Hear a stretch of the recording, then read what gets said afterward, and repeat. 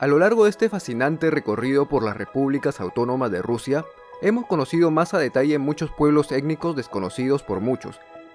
y que si bien sus territorios originarios hoy en día se encuentran incrustados dentro de la Federación Rusa, poco o nada tienen que ver con los rusos étnicos, que a pesar de ser la etnia mayoritaria y predominante de Rusia, representando el 82% del total poblacional del país,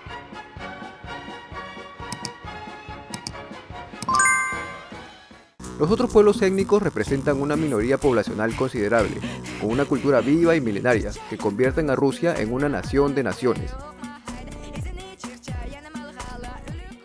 Pero más allá de todo esto, ¿nunca se han preguntado por qué el territorio ruso es tan extenso y por qué alberga en su interior a tantos pueblos diferentes entre sí? Pues si quieres saber la respuesta, no te muevas de aquí.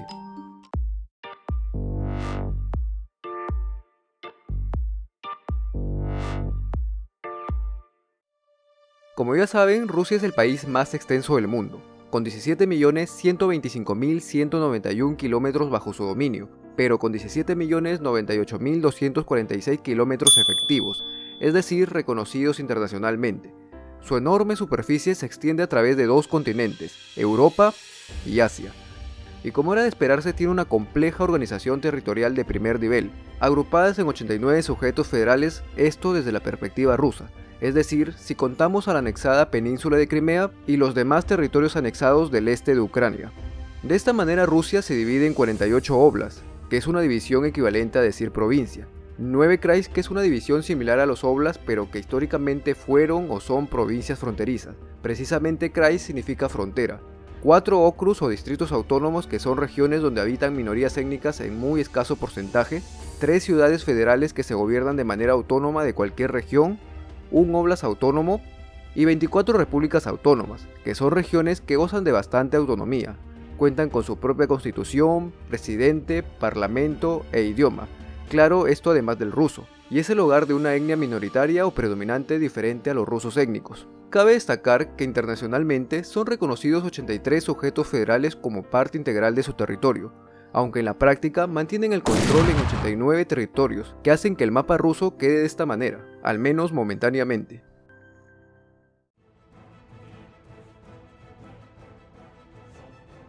¿Nunca se han preguntado cómo llegó a tener Rusia una superficie territorial tan extensa? De por sí, ya todos aquí sabemos que la Federación Rusa es en la actualidad por lejos el país más grande del mundo. Su extensa superficie es casi el doble de Canadá, Estados Unidos o China, que son respectivamente el segundo, tercer y cuarto país más extenso del planeta. Pero entonces, ¿cómo llegó a ser tan grande Rusia? Para responder esto, vamos a retroceder brevemente en su historia territorial. Aunque se pueden documentar diferentes kanatos y dinastías previas, es en el estado de la Rus de Kiev donde nace todo lo relacionado a la actual Rusia y sus vecinos como tal. La Rus de Kiev fue una federación de principados eslavos orientales, que decidieron unirse bajo un solo estado entre los años 882 al 1240, y abarcó una considerable parte de la actual zona europea rusa, así como de las actuales Bielorrusia, Ucrania y pequeñas partes de otros países europeos modernos.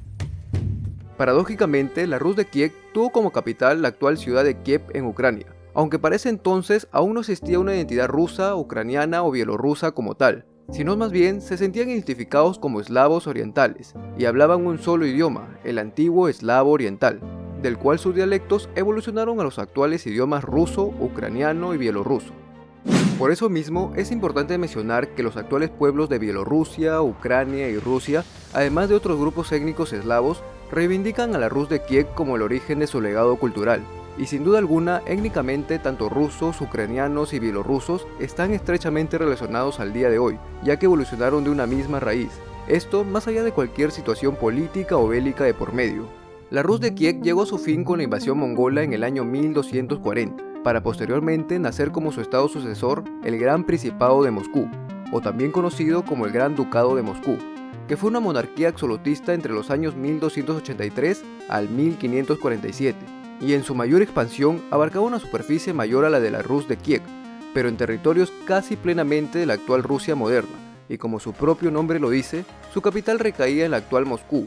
En 1547 nace el zarato ruso, o también conocido como el zarato moscovita. Dicho zarato fue el primer estado ruso ya con una identidad rusa como tal, esto desde la toma del título de zar por Iván IV, y llegó a ocupar casi la actual zona de la Rusia moderna, aunque su expansión fue durante fases.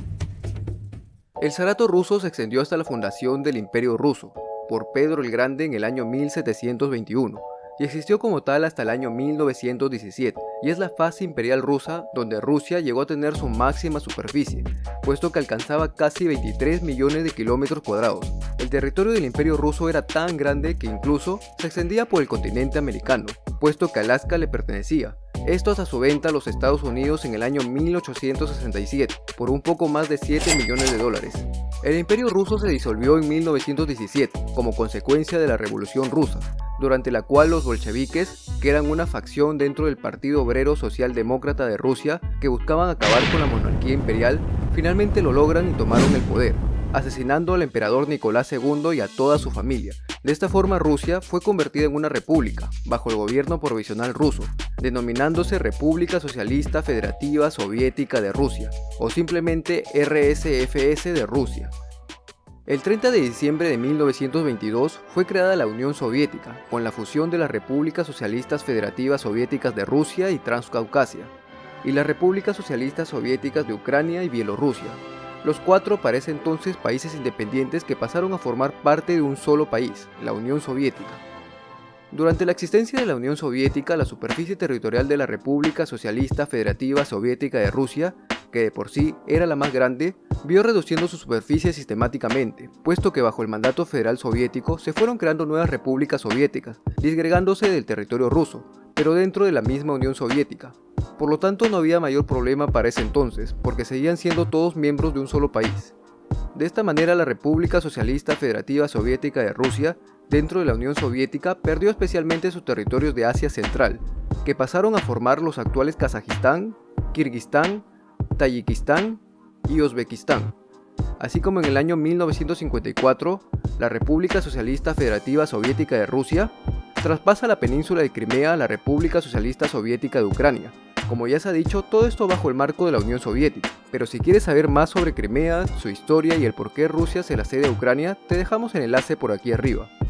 Tras la disolución de la Unión Soviética, nacieron 15 nuevos países completamente independientes, incluyendo a la Rusia del día de hoy y su territorio actual hasta este 2023, aunque su extensión territorial exacta es hasta cierto punto ambigua, ya que debido a la anexión ilegal de Crimea en el año 2014, se podría decir que Rusia amplió su superficie, ya que controlan totalmente dicha península, así como también controlan casi la totalidad de la región del Donbass, al este de Ucrania, región la cual Rusia administra bajo la figura de dos repúblicas autónomas rusas, la República Popular de Lugansk y la República Popular de Donetsk, aunque mundialmente carecen de reconocimiento, y se les sigue considerando como provincias ucranianas, con los nombres de los Oblast de Lugansk y el Oblast de Donetsk. Así también Rusia tiene controlado gran parte de los Oblast de Zaporilla y Jersón, creándose momentáneamente una frontera entre Rusia y Ucrania por el río Dnieper, aunque como se mencionó anteriormente, esto es ambiguo, debido al rechazo internacional y a los confrontamientos armados día a día en la zona. Bueno amigos, eso ha sido todo por hoy, y si te ha gustado este video de Canal Geohistoria, no te olvides de comentar, compartir y suscribirte al canal. Nos vemos en el próximo video, chau.